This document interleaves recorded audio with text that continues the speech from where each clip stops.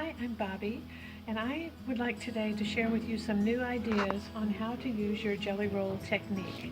This is one idea that you can do using a jelly roll, and right now I'm making 2 of these placemats and 2 coasters, and a new shape that we're introducing is going to be a half moon rug. You can get 2 placemats, 2 coasters, and 1 new half moon rug out of 1 jelly roll, like this one. So, our class is Friday.